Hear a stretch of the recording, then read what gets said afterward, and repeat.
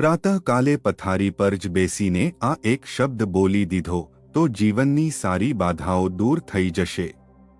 ભક્તો, કલ્પના કરો, રાતનું ગહેરું અંધકાર છે. ચારે બાજુ એક અજીબ સી શાંતિ છવાઈ ગઈ છે. અને અચાનક તમારી આંખો ખુલે છે. તે જ એક ક્ષણમાં જ્યારે તમે ઊંઘમાંથી જાગો છો, તમારું મસ્તિષ્ક એક ખાલી પાનાની જેમ હોય છે. અને શું તમે જાણો છો કે ઉસ પહેલા ક્ષણમાં તમારા ભીતર શું ચાલી રહ્યું હોય છે? બ્રહ્માંડની અસીમ ઊર્જા તમારી આસપાસ એક ચક્ર બનાવી રહી હોય છે.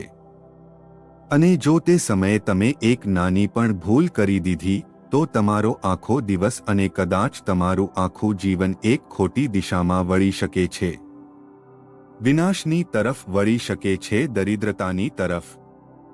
તમારામાંથી 99% લોકો રોજ સવારે ઉઠતા જ એક ખૂબ મોટી ભૂલ કરે છે. એક એવી ભૂલ જે તમારા ઘરના વાસ્તુને પૂરેપૂરું નષ્ટ કરી નાખે છે અને અમને ખબર પણ નથી પડતી. આજે હું તમને એક એવું રહસ્ય જણાવવા જઈ રહ્યો છું જે સદીઓથી પ્રાચીન તાડપત્રોમાં દબાયેલું પડ્યું હતું. એક એવો અકેલો શબ્દ જેને જો તમે પ્રાતઃકાલે પોતાના બિસ્તર પર બેસીને જ બોલી દીધો તો તમારા જીવનની સૌથી મોટેથી મોટી બાધા, સૌથી મોટી પરેશાની અને વર્ષોથી અટકી પડેલી દરેક સફળતા તમારા કદમોમાં આવીને ગીર પડશે. પરંતુ રોકો, આ એટલું સરળ નથી જેટલું લાગે છે. તે એક શબ્દને બોલવાનો એક ખૂબ જ ગુપ્ત અને સચોટ નિયમ છે. જેને જાણ્યા વગર જો તમે તે શબ્દનું ઉચ્ચારણ કરશો તો તેનો કોઈ પણ અસર નહીં પડે, બલકે ઊર્જા ઉલટી દિશામાં પણ વહી શકે છે. તેથી મારી દરેક વાતને તમારા મનની ઊંડાઈમાં ઉતરવા દો, કારણ કે આજે જે તમે જાણવાના છો તે તમારા સોચવાના નજરિયાને પૂરેપૂરો બદલી નાખશે. અમારા પ્રાચીન વાસ્તુશાસ્ત્રમાં કહેવામાં આવ્યું છે કે અમારું બિસ્તર, જ્યાં અમે સૂઈએ છીએ, તે માત્ર લાકડું કે લોખંડનું ઢાંચું નથી. તે 8 કલાક સુધી અમારી આત્મા, અમારા વિચારો અને અમારા અવચેતન મનની દરેક તરંગને સોખી લે છે. જ્યારે અમે સૂઈએ છીએ ત્યારે અમારા શરીરમાંથી અનેક પ્રકારની નકારાત્મક ઊર્જાઓ બહાર નીકળે છે. અમારા દિવસભરના તણાવ, અમારી ચિંતાઓ, અમારા ડર, આ બધું બિસ્તરની આસપાસ એક ઘાટી ધુમ્મસની જેમ જમા થઈ જાય છે. જ્યારે તમે સવારે અચાનક ઉઠો છો ત્યારે તમારું આભામંડળ, જેને અમે ઓરા કહીએ છીએ, તે ખૂબ જ કમજોર અને નાજુક સ્થિતિમાં હોય છે. તે સમયે તમારી આસપાસ પડેલી તે નકારાત્મક ઊર્જા તમારા ભીતર પાછી પ્રવેશવા માટે તડપી રહી હોય છે. જો તમે ઉઠતા જ તમારો ફોન જુઓ છો, અથવા તમારી પરેશાનીઓ વિશે વિચારો છો, અથવા કોઈ સાથે લડાઈ ઝઘડાની વાતો યાદ કરો છો, તો તમે તે ગાઢી નકારાત્મક ઊર્જાને તમારા શરીરની અંદર ખેંચી લો છો. અને પછી તમે વિચારો છો કે મેં તો કોઈનું કંઈ બગાડ્યું નથી, તો મારી સાથે હંમેશા બુરું જ કેમ થાય છે? મારા કામ કેમ વચ્ચે જ અટકી જાય છે? મારી કિસ્મત મારાથી કેમ રૂઠી પડી છે? આની જડ તમારા સવારના તે પહેલા ક્ષણમાં છુપાયેલી છે. આને સમજવા માટે તમારે એક ખૂબ જ પુરાણી અને રહસ્યમય કથા સાંભળવી પડશે, જે હિમાલયની કંદરાઓમાં રહેતા સિદ્ધ સાધુઓ આજે પણ પોતાના શિષ્યોને સંભળાવે છે. આ કથા છે સોમદત્ત નામના એક ખૂબ જ ધનવાન વેપારીની. સોમદત્ત પાસે અપાર ધન હતું. તેની પાસે સુખ સુવિધાની દરેક વસ્તુ હતી. પરંતુ અચાનક તેના જીવનમાં એવો તોફાન આવ્યો કે તેનું બધું જ ઉજળી ગયું. તેના વેપારમાં ભારે નુકસાન થવા લાગ્યું. તેના પોતાના લોકો તેના દુશ્મન બની ગયા અને તેના ઘરમાં હંમેશા ક્લેશનું વાતાવરણ રહેવા લાગ્યું. ધીરે ધીરે સોમદત્ત પાઈનો મોહતાજ થઈ ગયો. દરિદ્રતા તેના ઘરની સીડી ચડી ચૂકી હતી. તે હતાશ થઈને એક દિવસ એક અઘોરી સાધુ પાસે પહોંચ્યો, જે એક ઘના પેડની નીચે ધ્યાનમાં બેઠા હતા. સોમદત્તે રડતા રડતા સાધુના ચરણ પકડી લીધા અને કહ્યું, હે મહાત્મન, મારા જીવનમાં આ કેવી પનોતી લાગી છે. મારું તો બધું જ નષ્ટ થઈ ગયું છે. મને આ ભંવરમાંથી બહાર કાઢો. સાધુએ પોતાની લાલ અને ગહેરી આંખો ખોલી. સોમદત્તને ધ્યાનથી જોયો અને એવી વાત કહી જેણે સોમદત્તને હચમચાવી દીધો.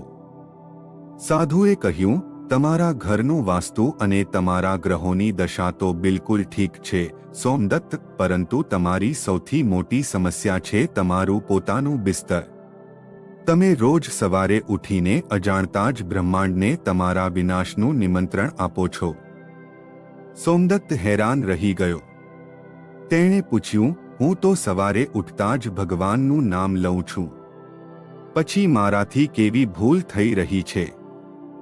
ત્યારે સાધુએ તેને તે રહસ્ય જણાવ્યું જે હું આજે તમને જણાવવા જઈ રહ્યો છું.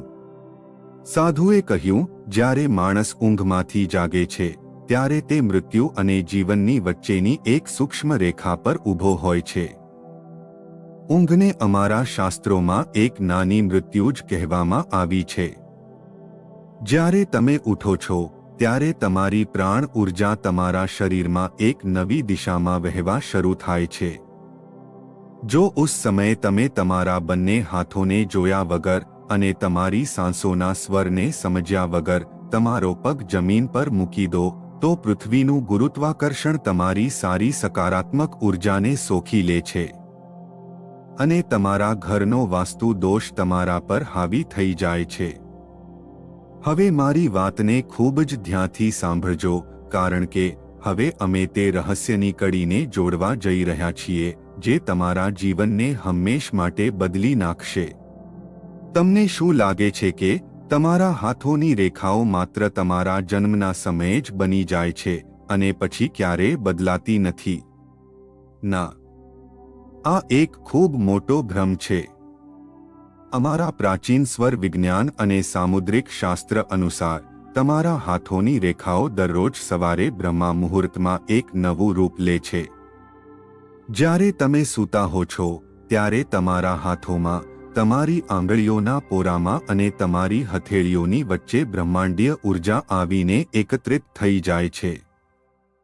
આ જ કારણે અમારા શાસ્ત્રોમાં કહેવામાં આવ્યું છે, કરાગ્રે વસ્તે લક્ષ્મીય, કર મધ્યે સરસ્વતી, કર મૂલેતુ ગોવિંદ, પ્રભાતે કર દર્શનમ. પરંતુ માત્ર હાથોને જોવાથી જ પૂરતું નથી. જો તમે માત્ર હાથો જોઈને બિસ્તરમાંથી નીચે ઉતરી ગયા તો પણ તમારું કામ પૂરું નહીં થાય અને તે ઊર્જા તમારા ભીતર સ્થાપિત નહીં થઈ શકે. તે ઊર્જાને જાગૃત કરવા માટે તેને એક જાદુઈ શબ્દની જરૂર પડે છે જે એક ચાવીની જેમ કામ કરે છે અને તમારા વાસ્તુના તમામ બંધ તાળાઓને ખોલી નાખે છે. પરંતુ તે શબ્દને જાણવા પહેલા તમારે તે વિધિને જાણવી પડશે જે સોમદત્તને ઉસ અઘોરી સાધુએ જણાવી હતી. સાધુએ કહ્યું હતું કે જ્યારે સવારે તમારી આંખ ખુલે ત્યારે સૌથી પહેલા તમારા શરીરને બિલકુલ સ્થિર રાખો. હલશો નહીં. તમારી આંખો બંધ જ રહેવા દો. મહેસૂસ કરો કે તમે આ બ્રહ્માંડના કેન્દ્રમાં છો. ત્યારબાદ તપાસો કે તમારી કઈ નાકમાંથી સાંસ વધુ તેજીથી ચાલી રહી છે. શું તે જમણી નાક છે જેને પિંગળા નાડી અથવા સૂર્ય સ્વર કહેવાય છે, અથવા ડાબી નાક છે જેને ઈડા નાડી અથવા ચંદ્ર સ્વર કહેવાય છે? જે પણ સ્વર ચાલી રહ્યો હોય, સૌથી પહેલા ઉસી હાથને તમારા ચહેરાની સામે લાવો. જો જમણી સાંસ ચાલી રહી હોય તો જમણો હાથ સામે લાવો અને જો ડાબી ચાલી રહી હોય તો ડાબો હાથ. પછી તમારા બંને હાથોને આપસમાં ઘસો. તેમને એટલી તેજીથી ઘસો કે તેમની વચ્ચે એક ગરમાહટ પેદા થઈ જાય. આ ગરમાહટ કોઈ સાધારણ ગરમી નથી. આવે છે તે સૌથી મહત્વનો ક્ષણ જેના માટે તમે આ વિડિયો જોઈ રહ્યા છો. જ્યારે તમારા હાથ તમારી આંખો પર હોય અને તમે તે દિવ્ય ગરમાહટને મહેસૂસ કરી રહ્યા હો ત્યારે તમારે તે એક શબ્દ બોલવાનો છે. આ કોઈ સાધારણ શબ્દ નથી. આ એક એવો બીજ મંત્ર છે જે બ્રહ્માંડના નિર્માણના સમયે સૌથી પહેલા ગુંજ્યો હતો. આ શબ્દ વાસ્તુના દરેક દોષને કાપી નાખે છે. ભલે તમારું ઘર કોઈ પણ ખોટી દિશામાં બન્યું હોય, ભલે તમારા ઘરમાં કેટલી પણ નકારાત્મક ઉર્જા ભરી પડી હોય, આ શબ્દ એક ઢાલ બનીને તમારા આભામંડળને સુરક્ષિત કરી દે છે. આ શબ્દ તમારા અવચેતન મનની ઊંડાઈમાં જઈને તમામ જૂની અને સડી ગયેલી માન્યતાઓને તોડી નાખે છે, જે તમને આગળ વધવાથી રોકી રહી હતી. તે પરમ શક્તિશાળી અને ચમત્કારી શબ્દ છે, શ્રી. હા, માત્ર શ્રી. આ કોઈ સાધારણ અક્ષર નથી. શ્રી સાક્ષાત ધન, ઐશ્વર્ય અને સૌભાગ્યની દેવી માતા મહાલક્ષ્મીનો બીજ મંત્ર છે. જ્યારે તમે સવારના તે અત્યંત પવિત્ર અને શાંત વાતાવરણમાં બિસ્તર પર બેસીને તમારા હાથોની ઊર્જાને તમારી આંખોમાં ઉતારતા પૂરા વિશ્વાસ અને એક ગહેરી સાંસ સાથે શ્રી બોલો છો, તો તમારા મસ્તિષ્કની અંદર એવો કંપન પેદા થાય છે જે સીધો બ્રહ્માંડીય ચેતના સાથે જોડાઈ જાય છે. શ્રી શબ્દનું ઉચ્ચારણ કરતાં જ તમારા શયનકક્ષમાં મોજૂદ સારી નકારાત્મક ઉર્જા છિન્ન ભિન્ન થઈ જાય છે. તમારા ઘરના વાસ્તુમાં જે પણ દોષ હોય તે આ ધ્વનિની પવિત્ર તરંગોથી દબાઈ જાય છે. પરંતુ ધ્યાન રાખજો, આ શબ્દને તમારે હોઠોથી નહીં, પરંતુ તમારી નાભીથી બોલવાનો છે. એક લાંબી સાંસ અંદર ખેંચો. તમારા ધ્યાનને તમારી બંને ભ્રમરોની વચ્ચે, જેને આજ્ઞા ચક્ર કહેવાય છે, ત્યાં કેન્દ્રિત કરો અને પછી ધીરે ધીરે સાંસ છોડતા કહો, શ્રી. આ ધ્વનિને તમારા આખા શરીરમાં ગુંજવા દો. મહેસૂસ કરો કે એક સુવર્ણી રોશની તમારા માથાના ઉપરના ભાગમાંથી પ્રવેશ કરી રહી છે અને તમારા આખા શરીરને એક દિવ્ય કવચથી ઢાંકી રહી છે. આ એક શબ્દમાં એટલી અસીમ શક્તિ છે કે જો તેને પૂરા વિશ્વાસ સાથે માત્ર એક વાર પણ સાચી રીતે બોલી દીધો, તો દિવસભરમાં આવનારી દરેક મોટીથી મોટી મુસીબત પોતાનો રસ્તો બદલી લે છે. સોમદત્તે તે સાધુની વાતને પોતાના મનની ઊંડાઈમાં ઉતારી લીધી. તેણે આગલા જ દિવસથી આ નિયમનું પાલન કરવાનું શરૂ કરી દીધું. સવારે ઉઠતા જ તે કોઈ નકારાત્મક વિચાર ન લાવતો. તે પોતાના હાથોને ઘસતો અને પૂરી શ્રદ્ધાથી શ્રી નું ઉચ્ચારણ કરતો અને પછી જે સ્વરથી તેની સાંસ ચાલી રહી હોય તે જ પગ જમીન પર મૂકતો. જમીન પર પગ મૂકતા પહેલા તે ધરતી માતાને સ્પર્શ કરીને તેમની ક્ષમા માગતો, કારણ કે ધરતી અમે બધાનો ભાર ઉઠાવે છે. કેટલાક જ દિવસોમાં સોમદત્તના જીવનમાં એક અદ્ભુત ચમત્કાર થવા લાગ્યો. જે વેપાર સંપૂર્ણપણે ઠપ્પ પડ્યો હતો, ત્યાં અચાનક નવા અવસર આવવા લાગ્યા. જે શત્રુઓ તેને બરબાદ કરવા માંગતા હતા, તેઓ આપસમાં જ લડીને દૂર થઈ ગયા. તેના ઘરનું જે વાતાવરણ હંમેશા તણાવથી ભરેલું રહેતું હતું, ત્યાં એક અજીબ શાંતિ અને ખુશી છવાઈ ગઈ. સોમદત્ત સમજી ગયો કે આ બધું તે એક શબ્દ અને સાચી વિધિનું કમાલ છે, જેણે તેના ઘરના વાસ્તુને અને તેની પોતાની ઊર્જાને પૂરેપૂરી બદલી નાખી હતી. તમે પણ તમારા જીવનમાં આ ચમત્કારને અનુભવી શકો છો. આમાં તમારા કોઈ પૈસા નથી લાગતા. તમારે ક્યાંય બહાર જવાની જરૂર નથી. તમારે માત્ર તમારા સવારના તે પહેલા ક્ષણને નિયંત્રિત કરવાનું છે. તમે તમારી આખી જિંદગીમાં કેટલીય સવાર આમ જ બરબાદ કરી ચૂક્યા છો. તમે કેટલી વાર ઉઠતા જ તમારા દુઃખોનું રોતા રહ્યા છો અથવા બીજાઓની બુરાઈ કરી છે. જ્યારે તમે સવારે ઉઠીને ફરિયાદ કરો છો, તો બ્રહ્માંડ તમને તે વસ્તુ વધુ માત્રામાં આપી દે છે. કારણ કે સવારના સમયે તમારું અવચેતન મન સીધું બ્રહ્માંડ સાથે જોડાયેલું હોય છે.